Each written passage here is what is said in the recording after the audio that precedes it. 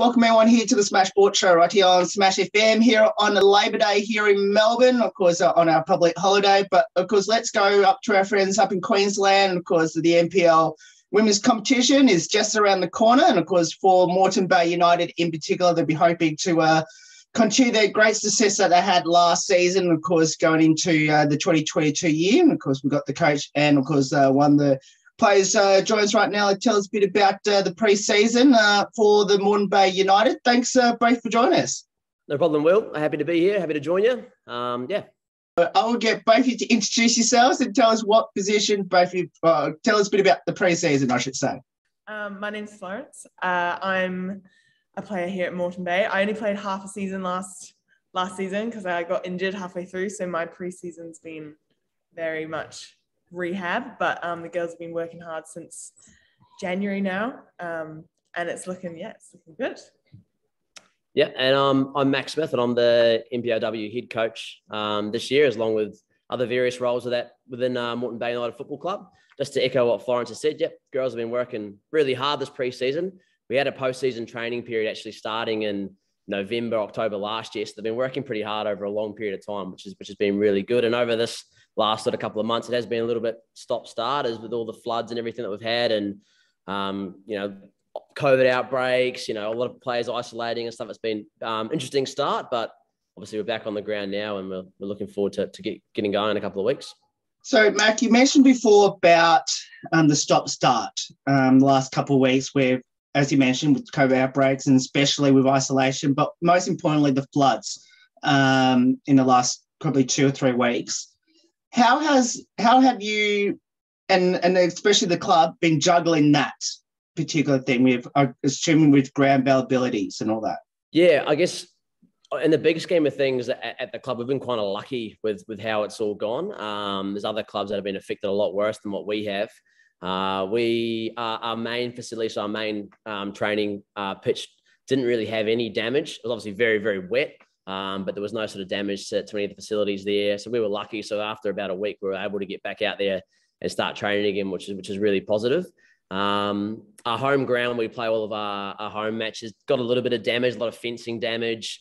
We lost a few goals. Underneath all the clubhouse was all very, very wet, and we lost some equipment and all that. But compared to what other clubs have been through over the last couple of weeks, we were pretty lucky in the great scheme of things. We managed to continue training once the pitches dried out. So, yeah, we were quite lucky. So how's the pre-season been like now with everything's gone back to some sort of normality? Fingers crossed, hopefully no more bad weather in the next couple of weeks. Yeah, no, it's been really good, really good. We've broken up obviously into different blocks, and we've towards the end of last year, the squad had a lot of injuries, so Flo included as well. So there's a lot of players that are slowly starting to come back now. So the latest start date in April has actually helped us quite a bit. So we've managed to get a lot of our players back and start getting them into full fitness. There's still a few out. So it's been good because it's given a lot of the younger players an opportunity to play in a lot of the preseason matches, which has been really good. And they've done really, really well. So they've given a lot of the staff a few headaches going into the first round. But yeah, it's been really good. Like I said, we're just waiting now for players to return from injury, and yeah, really positive so far. Yeah, I think what Max said is that a lot of the young girls have been playing with the women, even more so than they would anyway. So it's really helped them develop through that preseason, and hopefully we can use some of them when we need to. Yeah, it's been really positive, and yeah, we're all very excited. I think it's been a long time coming for this late start.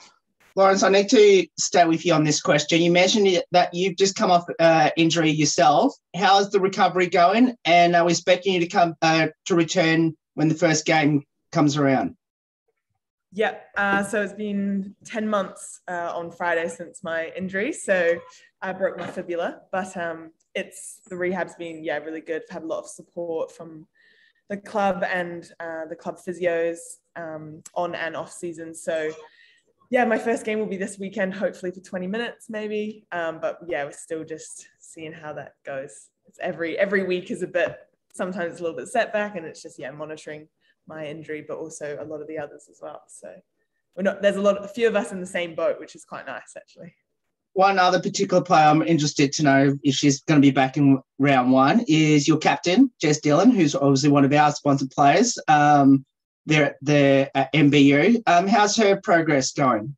Yeah, she's getting there. She's probably not going to be right for the start of the season. It's been very tough with her. She's had a few different diagnoses, and it's been a tough injury to try and work through. So she's here. She's working hard. She's in the gym and we're at training. So she's trying to get herself right for when she's available to play. But it's still a little bit of a road for her to get back. But like I said, all we can do is keep supporting her, and just when she has the opportunity to come and do a bit of training, that we manage it. We don't push her too hard too early. Obviously, she's a quality player, so we want to get her back out on the pitch, but we don't want to sit her back another few weeks by putting her in a little bit too early when she's not ready. So a little bit longer for Jess to be back, so she won't be ready for round one. But when she will come on the pitch, I know for sure she's going to be pretty amped and ready to go. How's the pre-season games been so far? I'm assuming you've played a couple already up to this point. Yeah, we had a decent run in the first through sort of January and the start of February, and then obviously the floods hit and a lot. So we had a bit of a training match on the weekend. But we played in the EV2 Cup, which was good. Had a couple of good results there and a couple of not so good results, but that's pre-season for us. It was really good. I mean, we sort of, the pre-season period, as you would know, it's all about embedding, obviously, our principles and making sure that we've got that in place before we, start focusing on results, etc. So yeah, really positive. Like I said, some really good performances.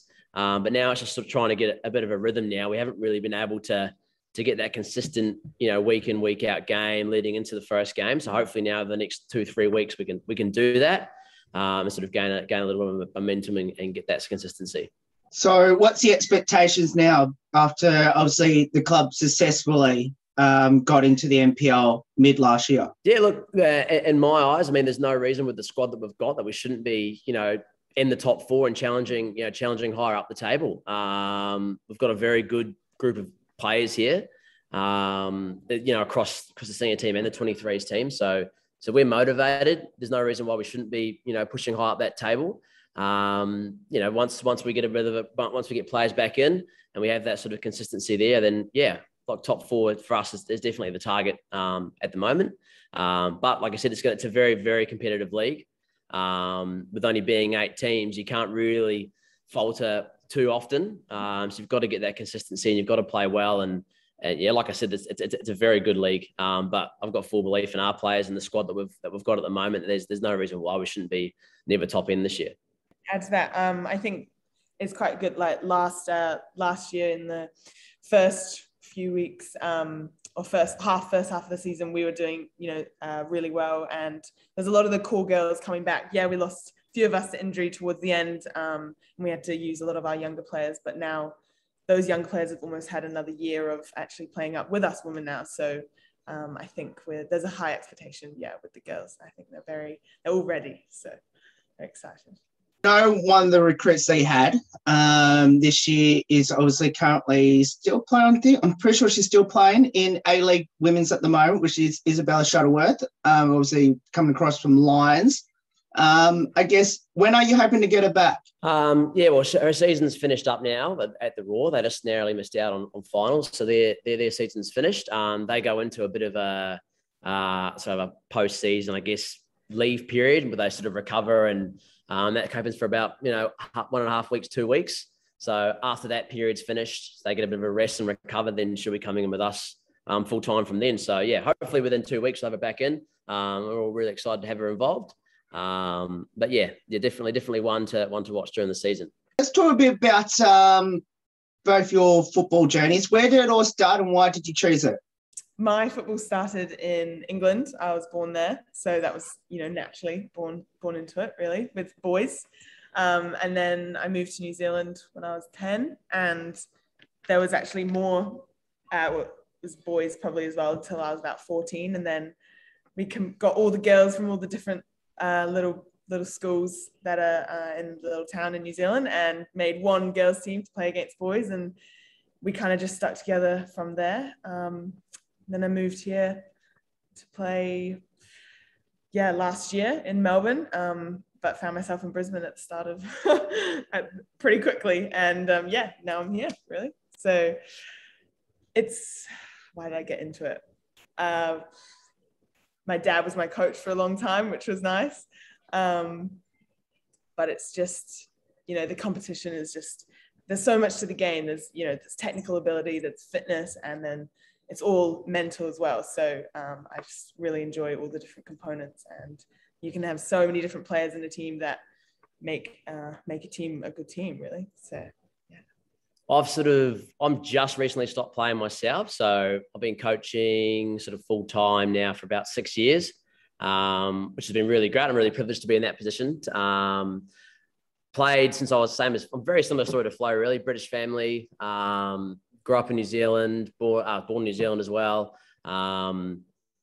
Played all my life, played every year up until this year now. So yeah, played in various levels. It's been all I've done my whole life, really. As soon as I was still playing, started coaching, worked for Moreton Bay, obviously now full time, which is great. But yeah, it's been my life from as far as I can remember. It's the path for me has changed from being a starry-eyed footballer trying to make it, never being anywhere good enough, to now starting on the coaching journey, which has been really good, and I'm really enjoying that. And looking forward to see where it takes us in the future. Flo, I need to ask you something, and you just mentioned it about when you came to Australia. You mentioned about Melbourne, and then somehow you ended up in Brisbane. So why did you end up in Melbourne, and how long were you down here before you decided to make the move up to the Sunshine State?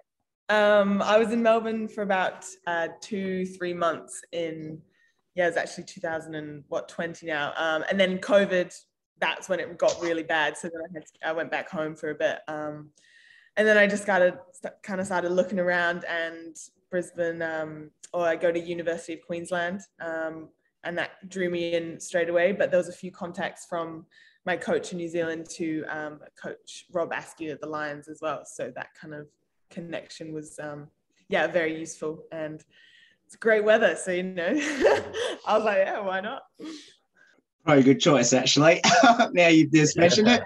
That was very like New Zealand in terms of, the weather, 4 seasons in one day. I have to ask them, so what does the world game mean to both you, and especially being there at Moreton Bay United?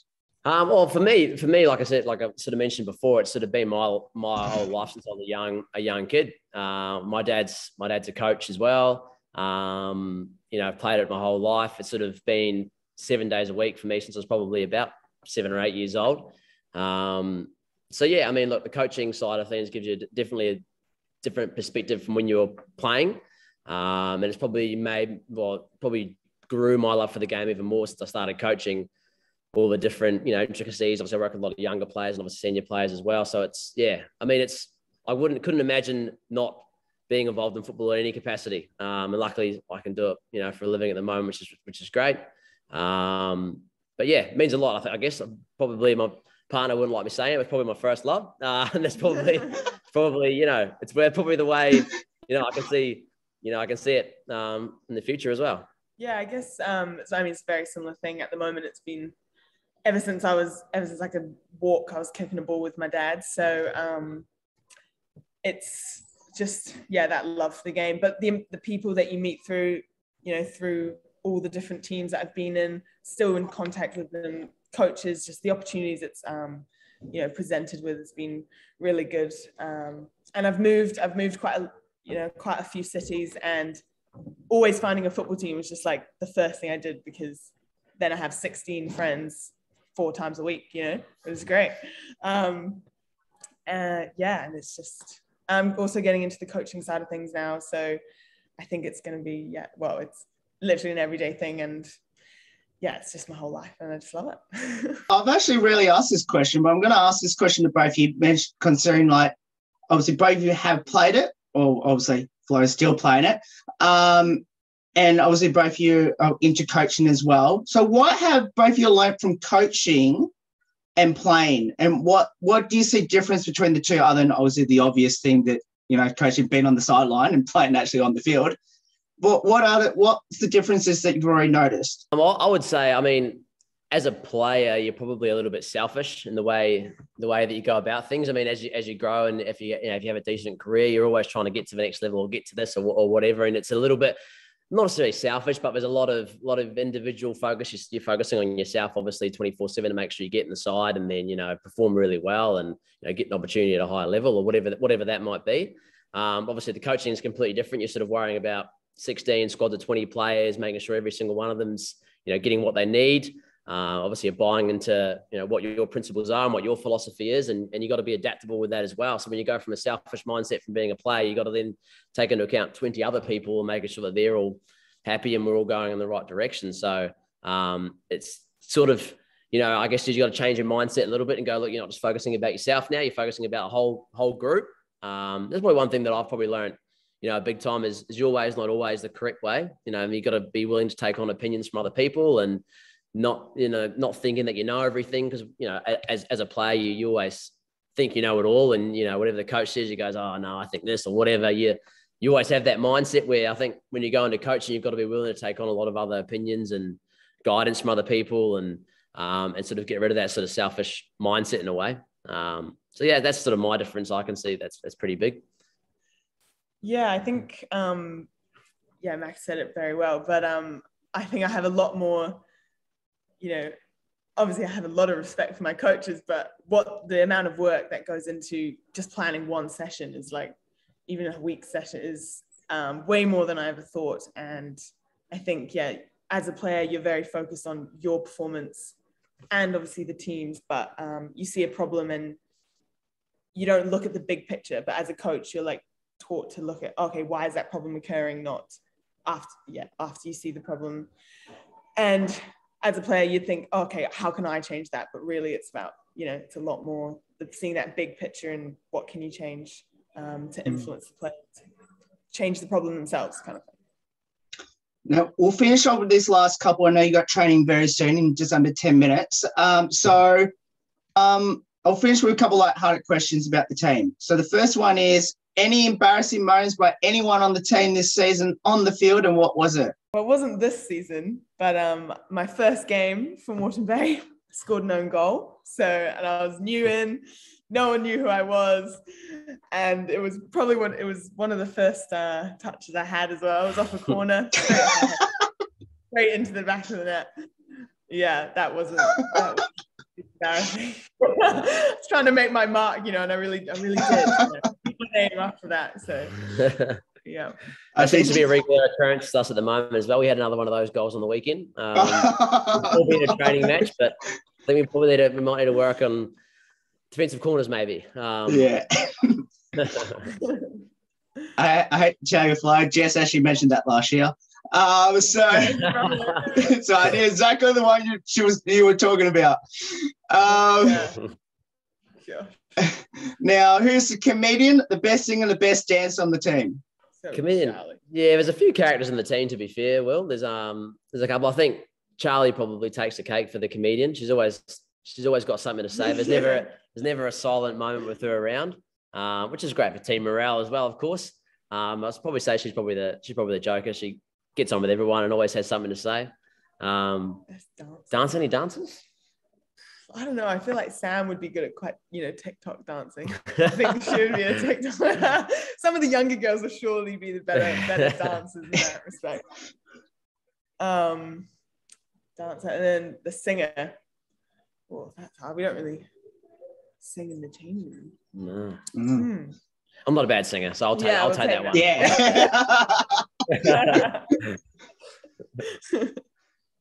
So to you, do you have a pre-game superstitional ritual? And Matt, you can actually include yourself in this when you were playing yourself. I always brush my teeth before the game. And the girls... It's really weird because you're walking out to the field and Flo's got a toothbrush in her mouth.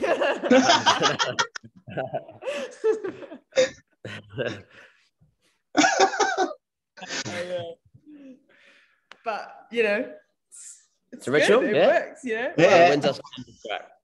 Exactly. If the teeth are clean, you feel good, and you're ready. You're ready to go. Feel good, play good, Yeah.